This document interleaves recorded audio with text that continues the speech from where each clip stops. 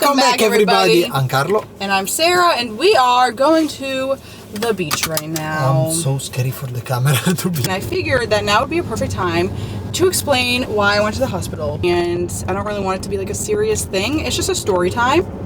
It is serious, but not too serious, nothing crazy. No, thanks God. Thanks God, the noise not. So the last 3 months, I've been feeling really weird, tired all the time, not normally tired, extremely fatigued, to the point where I couldn't think about anything, I couldn't remember things, and it wasn't me. I'm a very go person, yes. But I kept pushing through it. I'd be like, you know what? I can't be just lazy today. Yeah. Get up, push through it, and then by the end of the day, I'd be so exhausted, or while I was doing the activity, I would be exhausted. And I didn't understand why. I was like, okay, this is really weird. I had to cancel a lot of brand trips because I personally physically could not do it. The thought of getting out of bed to even take a shower was a workout for me. No, technically was. It actually was. My watch sometimes would track it as a workout, and I didn't understand why. I was like, why is my watch asking me if I want to start a workout? Because I wasn't really paying attention to my heart rate at this time, and that's important. Or when you dry your hair. Yeah, when I would blow dry my hair, I would cry because I'd be on the floor like this. Oh my God, so weird. So I just kept saying, maybe I'm just tired, maybe I'm just something's weird is happening, but whatever. I kept pushing it off because we had work commitments, I had things to do, I didn't have time to be sick. And fast forward to the last 2 months. 2 months ago, I couldn't walk up the stairs, to the point where I was trying to walk up the stairs, and I was literally over like this. Yes. And I was like, okay, Carla's all right, we need to go to the doctor Yes. or a hospital because this is not normal. And I had chest pains, I felt like someone was sitting on my chest.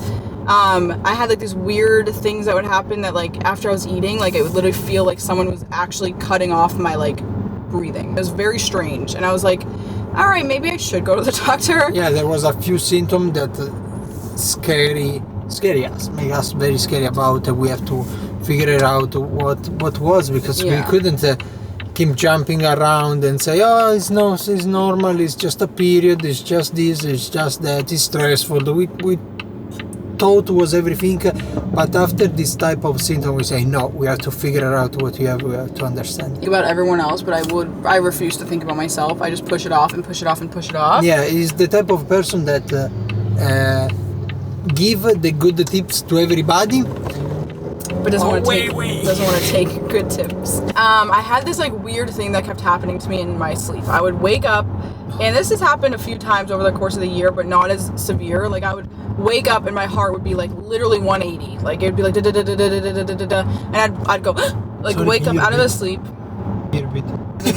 And I would be I'd be jolted out of a sleep for doing that. And at first I was maybe I have sleep apnea, because I felt like someone was suffocating me. More than a year that we thought was sleep apnea. Because it would happen sometimes and it wouldn't happen, and then it would happen sometimes and it wouldn't happen, and I realized it happened a lot more when I did a lot of things that day. If I started working out a lot, it'd get worse if I went to the gym. I'd be out for the count for 3 days. So that happened 2 months. The last 3 months, it's gotten so bad to the point where I couldn't get out of bed. I literally was I'm not myself. I canceled another brand trip because I was I can't even get on a plane. And at first I thought I was just being anxious about the trip, but it really was my body physically couldn't do anything besides lay down. First emergency room that I went to because I couldn't breathe walking up the stairs. The guy looks at me in the face and was like, oh, you're having a panic attack. No, and I was you say, oh, we both know what this is. And I looked at him and I was like, I don't know. So I would love to know. I would love to know what it is. And he said, oh, it's anxiety. And I was like, so anxiety, when I'm sitting down, makes my heart rate 60, and then when I stand up, it goes up to 180? That's anxiety? It's well, it could be. And I was as a nurse, I think that we both know that that's not what that is. Because if you're anxious, your heart rate will be increased even sitting down. That happened. A nurse came into the room and said, listen, you need to go get checked out somewhere else because I don't agree with the doctor. And I looked at her and I said, yeah, I don't either. All my blood work came back normal. I didn't have anything crazy going on. That was what in that moment was scary us, because we say, okay, also if we don't know what you have, you have this type of symptom, and this type of symptom And they're real. can be and are real, and this type of symptom can be something very dangerous right now. So we have to know to go in the emergency room for at least understand that you are not dangerous. Yeah, because as a nurse, you think of like when shortness of breath, pulmonary embolism. You think of like A stroke. You think numbness and tingling in your hands and extremities, stroke, like diabetes. Like there's so many different things. We went to sleep. And we were having a sleepover in our living room because the night before I was sick all day inside of the bed in our room. And I was like, I want to change the scenery because I won't be able to fall asleep in the room because I was in bed all day there. So I was like, let's have a movie night in the living room. Try to have a funny situation. I posted on Instagram about it. I was like, I literally just did ads that day, which literally I had to pull myself out of bed to do. I had to film a video that day, which I mentioned in the video that I felt really weird. But if you saw all the clips outside of that video of me like doubled over, like you'd be like, oh my god, what are you doing? So that night we went to sleep fine, and I woke up at 3 o'clock with the same jolting out of bed thing, but this time my heart did not stop. Usually like if I get up and I like go open the door, it'll just slow down a little bit. This time it did not slow down, and I was laying there. I wasn't panicking or anything about it at first because I was like, oh, it's just gonna slow down. I put ice on my face. I did deep breaths. I laid down. I didn't move. I didn't make my head. I didn't start crying. Like I was just laying there. 10 minutes go by, and I'm like, oh my god, it's like not stopping. Then she woke up me. So then I woke Carlo up, and I was like, Carlo, like my heart literally will not stop. And it's so fast to the point where if you try to feel it on a pulse, you can't feel it at all because it's so fast. But I can like feel it in my chest, and then I obviously can feel right here, and it's like, and that's literally how fast it was going. I'm not even being dramatic. It's like, when she woke up me, I tried to keep to measurement the rates. I couldn't. It was so fast. We both are nurses, so we know how to do it also. 10 minutes go by, and then I call my mom, and I'm like, Mom, what do I do? Like, it literally won't stop. Like, I was just laying down. I wasn't moving around, anything. And she's like, call 911. And I was like, oh my god, I don't want to call 911. So Carlo's like, I'm calling 911. And I never see Carlo nervous, ever. Let me just put that out there. Carlo's the one that calms me down if I am like in a situation where I'm like, oh my god. He's like, no, everything's okay. Like in that moment, he's like, I'm calling 911. So I'm like, oh my god, I'm gonna die. Like in that moment, and I thought I was going to die. I told my mom, I texted her because I was on the phone 911. Yeah. I texted her like, I love you, I love Dad. Like if anything happens to me, like tell Julia that I love her. Like Matthew, like everybody, my whole family. Yeah.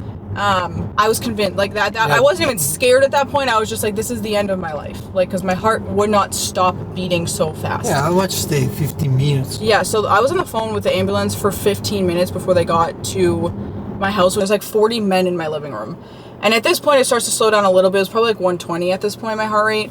And again the guy comes up to me and goes, oh, you probably just had a panic attack. And I'm like, excuse me? I'm literally just went to sleep. Like I was watching a movie and I went to sleep perfectly calm. I had no worries in my brain. Totally. Like, no. And he was like, oh, well, do you want me to take you to the hospital? And I was like, honest, in that point, I was bad to say, we called you because she has a bad tachycardia. Yeah, which as a nurse, you're not supposed to have tachycardia laying down. Like that's just not how, like, your heart rate should not be more than 100 sitting down. Like, and that's just how it is. It should not be. Unless there's something going on in your body. I'm not saying it's always an emergency, but normal people sitting down over 100 is tachycardia. Also, I literally thought I was dying of a heart attack. The symptoms that I was having, I had chest pain, I had shortness of breath, I could not get a deep breath in. I literally was trying so hard to deep breathe and I could not do it. Also after 15 minutes. Yeah, my heart rate was 180, my skin was like on fire, like, and I had this like weird rash, which I'll get into. I didn't realize it when I was laying down, but I did in the hospital. In the hospital, yeah. So whatever, I was like, absolutely take me to the hospital. Anyways, so then we go to the hospital and it keeps happening more and more. Literally, it kept happening every 10 minutes. But then I started to realize that whenever it would happen, I'd get a rash up my neck, a rash around my face, a rash like on my arms and my stomach. And I'll insert a picture here. And it was like the weirdest sensation ever. Like my skin, and I've never felt this in my life, felt like it was torched on fire. And then my heart rate would increase and it would go to like 175, 180. And I would feel that, and then I'd have to like lay back and just kind of let it happen.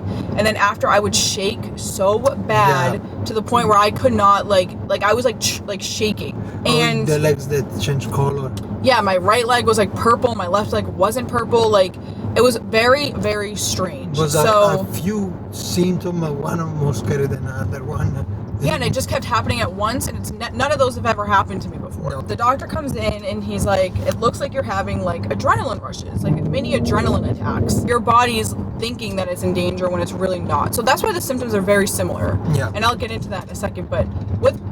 so they ended up saying it could be this, it could be that. I was in the hospital for 3 days, and they could not figure out what it was. They ruled out big things. Wait a second. We have a cash. I have a $100 bill. Okay. Like a pulmonary embolism, was having a clot.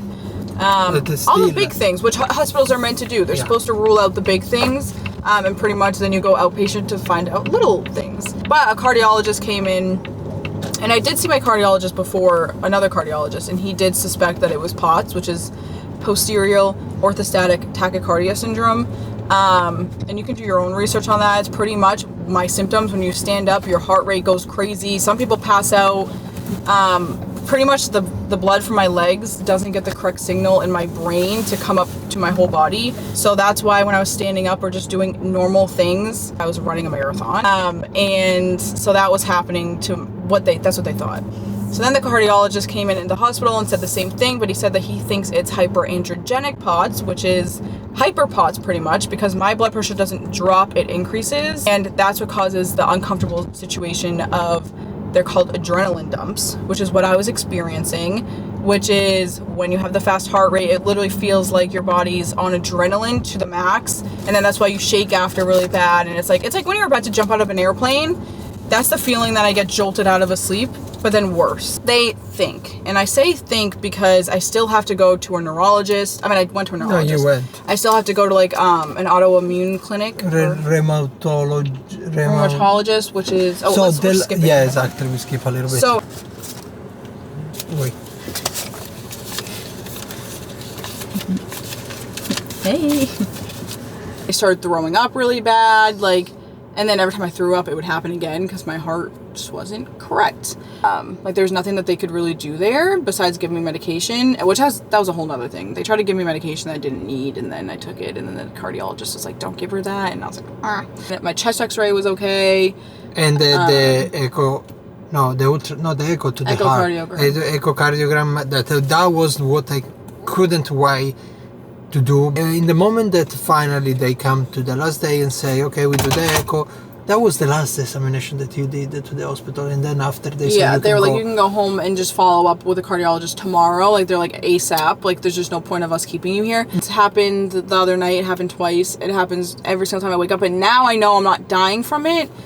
So I think, I hope not. Oh, when I went to my cardiologist after, this is funny, because I was like, okay, so how am I supposed to know when it's an emergency or not? Because all of the symptoms that I'm having are emergency symptoms. Tachycardia, shortness of breath, chest pain, and he said, that's the tricky part, you don't know. And I said, okay, sounds good. I personally just broke down. I was trying to call a million POTS specialists, a million neurologists, but in the hospital, I tested positive for ANA, which is an autoimmune disorder test, which when it comes back positive, that means that you have an autoimmune disorder, which can be lupus, it can be celiac disease, it can be literally hundreds of things. No, 100. So I was at home when I got the test result back, and it tested positive in the hospital. But it was a titer that was 180, which is kind of a low positive. Under it said MS, lupus, and another thing, Sloan syndrome. I started panicking. I'm like, do I have lupus right now? The fact it was a test, not something that you feel, you think. It was in front of my face. It literally said positive, and then under it gave you the reasons why it could be positive. So my primary doctor told me that it was a low positive, so it could be 140, 180, and healthy adults can actually test positive for that. So she ran another one, and that one came back negative. So it could have just been that I was under, I don't know. She said it can go up and down. So guys, this is the update. Sarah is is a little bit... I'm grateful, I'm happy, I am doing better every day. Difficult are part of the life, problem of part of the life, stress is part of the life. There was a lot. Yeah. And we learned a lot. But let's go to the beach. We're going to go to the beach, and we're going to leave you guys here. For the vitamin D, we go to the beach. Yeah, that's literally why. But thank you guys so much for watching. Subscribe, put like, comment down below, and the most important thing, the ding-a-ling-a-ling. And you see you guys next time. Bye!